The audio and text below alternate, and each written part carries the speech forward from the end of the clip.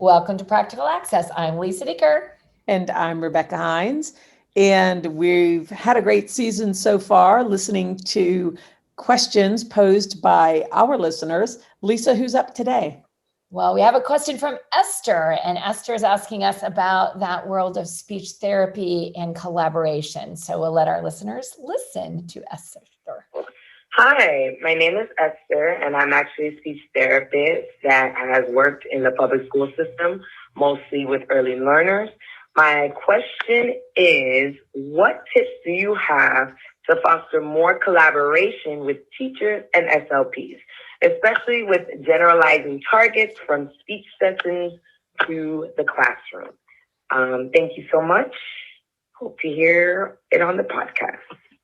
So I'm going to start with super simple, Becky. And that is, I think that we're missing the boat. Our speech language therapists are like brilliant and have, master's degrees in finite understanding of communication. Why not send vocabulary words?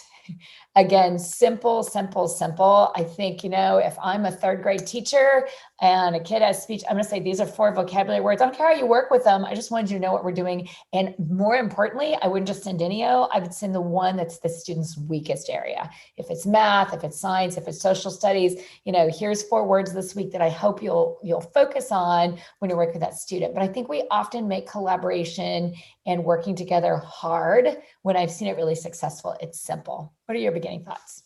Well, my beginning thoughts echo in a degree the same line. So if I am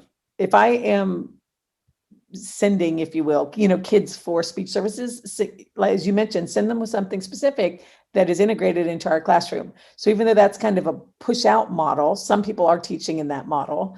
And I'll speak to the push in a minute, but in that model, you mentioned vocabulary. I would mention social skills. I would say, if I, as a teacher, understand that this child is working on something very specific, if I cue my colleague who's in speech language and I say, try to talk to Lisa, see if you can generate conversation around Brittany.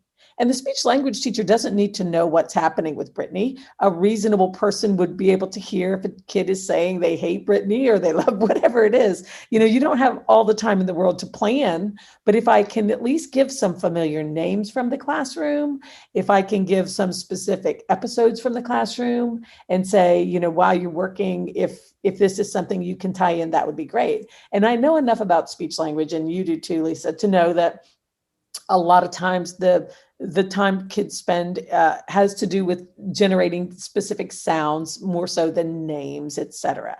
But if I know what sounds you're working on, I can also find words and names from my classroom that have those sounds so that student is still trying to produce that name and incorporate those sounds into something that's attached to our room.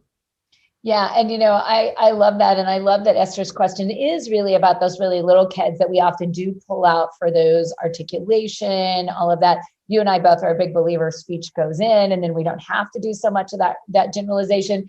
But I like her question about too, how do I generalize those targets from the speech setting back into that classroom? And I think, again, making it very simple. I even love, again, using a tool we talk about all the time, Flipgrid. Can you end your speech therapy with a 30-second summary for the teacher, the general ed teacher, and the parent to hear from the kid? Hey, in speech today, I worked on, whatever, so that there's an authentic self-report from the child. The parent will watch it. The teacher has 30 seconds to probably watch it and go, oh, I need to keep working and reinforcing that you did such a good job with your TH sounds today in speech. And when I hear you say, I want to go with you. Hey, but remember, it's with, those kinds of things I think really are very, very simple. And that's what we're looking for. And I'm going to take a more broad approach to my final thoughts. You and I have both done a lot of work in Arkansas, among other places. And several years ago, I had done a presentation there about collaboration and co-teaching to a school district. And so it wasn't geared towards speech language at all. It was just broadly about collaboration and co-teaching. But afterwards, in this small rural district, 2 speech language pathologists came up and said, wow, we would love to collaborate more. we love these ideas, but where do we even get started? And so I had a great opportunity to sit down and talk to them about how they might co-teach for just 10 or 15 minutes a day in those early childhood, pre-K and kindergarten classrooms. And we set out a pattern in which kids would rotate through. The teacher would go in for approximately 10 minutes in the morning, and kids would rotate through sessions, the whole class, not just kids with disabilities. And the teacher would be a part of a station teaching system. The gen ed teacher would run a station, the special ed teacher would run a station, and the paraprofessional would run a station. And when that speech language person was running the station, they would give very specific instructions for students who had very specific needs. And the other kids would hear what they were being told, and the teacher and the para would overhear what they were being told. And so then when that speech language teacher was not in the room, other kids and teachers and paras could also support the strategies because they heard them firsthand in a really natural way. So it wasn't taking all the kids with speech language issues and putting them in a group with the speech language therapist. It was spreading them out across groups, but that speech language professional being very intentional about giving feedback and coaching to specific difficulties. And I love that, and that specific difficulties. And I'm going to go back to kind of my last thought is what we talk about a lot is choice. And, what is the kid really into? And I don't know if you had the chance to follow the story as listeners about Amanda Gorman and her speech impediment, but she talks about overcoming it by singing the song from Hamilton, Aaron Burr, Sir, because she had an issue with R's. And on NPR, I was listening to her and I was chuckling because she said, I just wrote my poems with words without R's in them because they were too difficult. And I thought, talk about a generalization example of, what, she decided she wanted to overcome it. And I think sometimes even really young children, we tend to do to them instead of with them or for them. And so, we do it for them instead of having them do it with them or let them make that choice. So I do think about what is the thing that they'll talk about, like you said, their friend or at home. And again, I think that the generalization isn't just to the classroom setting, but back to the home when it's early intervention. And so what is the thing at their house? Is it their cat? Is it their dog? Is it their neighbor? Is it their grandparents that has that language piece that you're working on and how to anchor that? And I do think sometimes we don't have enough anchors.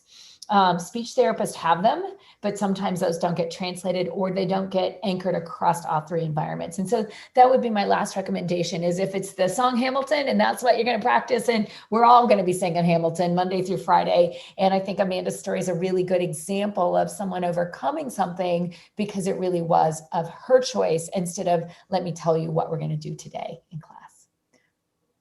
Well, thank you for the question. And any last comment there, Becky?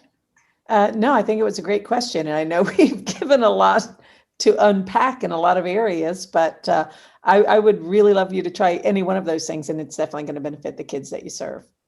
Well, thank you for joining us at Practical Access. Please send us a message on Facebook or don't be shy in sending us a tweet at Access Practical. Or if you'd like to call our Google Voice number at 407-900-9305 and leave us a question. We're looking for a few more still for episode 4 or season 4. Thanks.